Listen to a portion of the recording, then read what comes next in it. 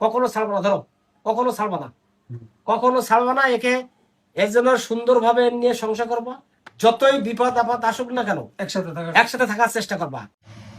টোকাই ইয়াসিন ও সুন্দরী তরুণী যদি বিয়ে করে, কমলাপুর রেলওয়ে স্টেশন কর্তৃপক্ষ ঘোষণা দিয়েছে মাসে 20,000 টাকা বেতনে কমলাপুর রেলওয়ে স্টেশনে চাকরি দেওয়া হবে ইয়াসিনকে।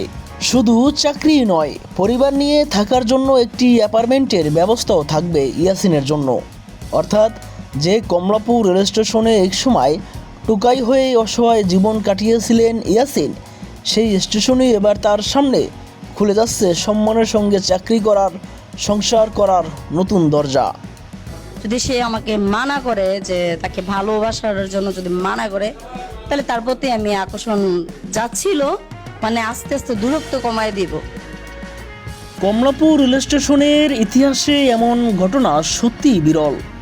একজন অসহায় টোকাই ছেলের জীবনে হঠাৎ এসে দাঁড়ালেন এক সুন্দরী তরুণী।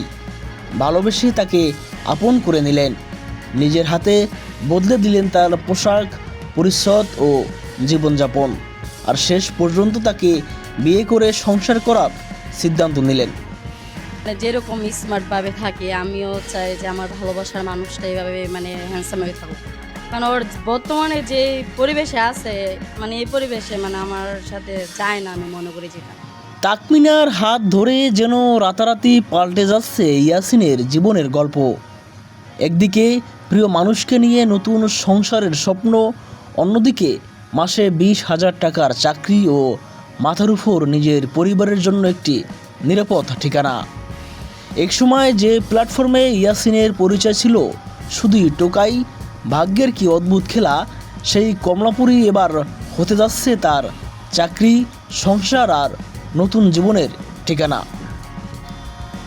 দর্শক, কথায় আছে মানুষের ভাগ্য বদলাতে কখনো কখনো একটি মানুষই যথেষ্ট। ইয়াসিনের জীবনে সেই মানুষটি হয়ে এসেছিলেন তাকমিনা। ভালোবাসা শুধু মানুষকে আপন করে না, কখনো কখনো পুরো জীবনটাই বদলে দেয়।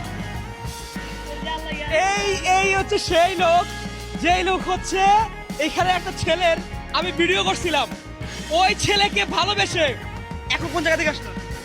আসছি স্টাফ থেকে। হ্যাঁ, স্টাফ কোয়ার্টার থেকে ছেলেকে ভালোবেসে কমলাপুরে ঘুমায় সেই ছেলে, সেই ছেলের জন্য ফুল নিয়ে চলে আসছে। আমরা ছেলেটার